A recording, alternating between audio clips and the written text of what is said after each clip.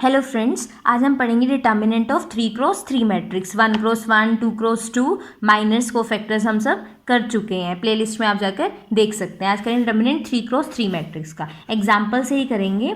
देखो, मैंने एक 3x3 के मैट्रिक्स का डिटर्मिनेंट निकालेंगे 1 4 7 2 5 8 3 6 9। ठीक है, इसका क्या निकालेंगे? डिटर्मिनेंट निकालेंगे। डिटर्मिनेंट 3x3 का कैसे निकालते हैं? हम एक्सपेंड करेंगे इसको। एक्सपेंड क्या करेंगे? या फिर फाइंड डिटर्मिनेंट अलोंग R1 के लॉन्ग करेंगे। कैसे करेंगे? R1, ये फर्स्ट रो है ना, R1 के लॉन्ग करेंगे। सबसे पहले क्या लिखा है? 1 लिखा है। हम सबसे पहले यहाँ 1 लिख लेंगे। ठीक है, 1 का रो और 1 वाला कॉलम छोड़ दो। क्या बचा? 5 6 8 9। यहाँ नोट कर लो आप। ठीक है, 5 6 8 9 यहाँ पर नोट कर लो। अगला स्टेप, सेकेंड एलिमेंट, लेकिन नेगेटिव साइन के साथ। हमेशा चाहे नेगेटिव है नहीं, आपने नेगेटिव साइन के साथ सेकंड एलिमेंट ले लेना है। ठीक है, अब देखो सेकंड एलिमेंट है ये वाला, इसी का कॉलम और इसी का रो छोड़ दो। क्या बचेगा? हाँ जी, क्या बचेगा?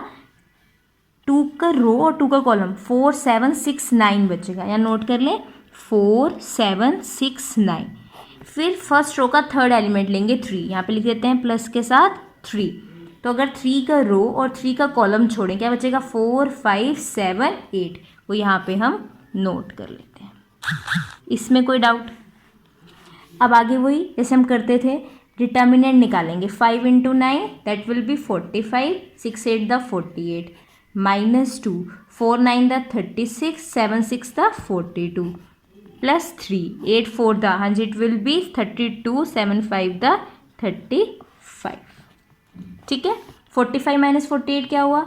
-3 -2, यहाँ पर क्या आ जाएगा? -6 आ जाएगा, और ये +3 और ये -3। इसको सॉल्व करोगे, -3 6 to the 12 -9, it will be 0।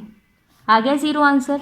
मतलब आपने 3x3 का डिटर्मिनेंट निकालना है। आप क्या करोगे? R1 के लॉन्ग एक्सपेंड कर लोगे कि 1 लिखा, 1 का रो 1 का कॉलम छोड़ा, 5 6 8 9। ऐसे ही 2 लिखा, लेकिन बीच जो सेंटर वाली वैल्यू होती है उसके साथ नेगेटिव ज़रूर लगाते हैं अगर 3x3 का निकाल रहे हैं।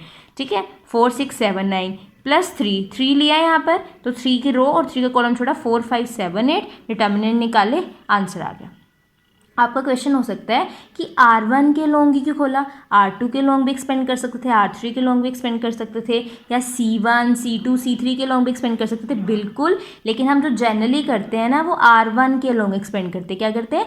R1 के लॉन्ग। आपका आंसर वैसे किसी भी रो से एक्सपेंड करो सेम आता है। जैसे अगर हम सेकेंड रो के लॉन्ग एक्सपेंड करें, वैसे यहाँ पे क्वेश्चन खत्म है। आप फर्स्ट रो के लॉन्ग एक्सपेंड करोगे, आपको 3x3 का डिटर्मिनेंट मिल जाएगा। कितने भी क्वेश्चन आप ट्राई कर सकते हो।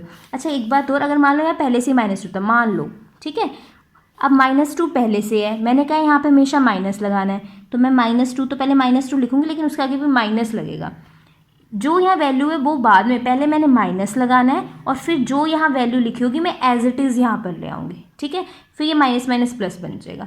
मीन्स माइनस तो लगाना ही लगाना है, फिर जो यहाँ वैल्यू लिखी है उसको यहाँ नोट कर देंगे। उसके बाद साइन हमें एडजस्ट करने आते हैं कि माइनस प्लस है। ठीक है, अभी फ़िलहाल यहाँ पर प्लस ही है। चले, अब देखो, अगर मैं एक्सपेंड करूँ अलोंग R2, देखो सेम आंसर आता है, करके देख लेते हैं। एक्सपेंड अलोंग R2 की, R2 के अलोंग एक्सपेंड करके क्या आंसर आएगा? देखो, R2 में क्या है? 4। पहला एलिमेंट क्या लिखूंगी? 4। जब 4 लिखूंगी तो 4 वाला रो छोड़ना है, 4 वाला कॉलम छोड़ना है। क्या बचेगा? 2 3 8 9। तो यहाँ आ जाएगा 2 3 8 9। ऐसे अब सेंटर वाली वैल्यू के लिए हमेशा नेगेटिव होता है, माइनस सेंटर में वैल्यू क्या है? 5। और देखो 5 को छोड़ना है, 5 को रो छोड़ा, 5 का कॉलम छोड़ा, बचा क्या? 1 3 7 9। तो यहाँ पे नोट कर देते हैं 1 3 7 9। ऐसे ही प्लस लास्ट क्या है? 6 यहाँ नोट किया। अब देखो 6 वाला रो छोड़ा और 6 वाला कॉलम छोड़ा, 1 2 7 8 बचा। तो यहाँ पे 1 2 7 8। किसी भी रो कॉलम के लॉन्ग आप एक्सपेंड कर देते हो। वैसे जनरली हम R1 के लॉन्ग करते हैं। ठीक है, कि आंसर्स तो सेम आने हैं। फिर उसके बाद देखो क्या करेंगे, उसके बाद होगा यहाँ पर 4 लिखा, और यहाँ पे वैल्यू क्या आ जाएगी? 2 9 द 18 -24 -5 9 -21। अभी भी आपको 2x2 के डिटर्मिनेंट निकालने नहीं आते, तो लास्ट वीडियो चेक करो, आपको क्लियर हो जाएगा। +6 8 -14 आ जाएगा यहाँ पे। ठीक है, 4, 8 minus 24 minus 6 minus 5, it will be minus 12 और दे प्लस 6 इंटू माइनस 6। ठीक है, क्या बन जाएगा यहाँ पे -24 माइनस माइनस प्लस 12 है तो 60 और ये -36, it will be -36 plus 36 minus 36 0। वहाँ पे भी आंसर 0 आया था, यहाँ पे भी आंसर 0 आएगा। मतलब चाहे किसी भी रो के लॉन्ग एक्सपेंड कर लो, किसी भी कॉलम के लॉन्ग से, कॉलम से भी सेम आएगा। कॉलम के लिए से 1 रखेंगे हम यहाँ पर, तो इसका रो इसका कॉलम छोड़ेंगे 5 6 8 9 बचेगा। फिर -4 रखेंगे, इसका रो इसका कॉलम छोड़ेंगे 2 3 8 9 बचेगा।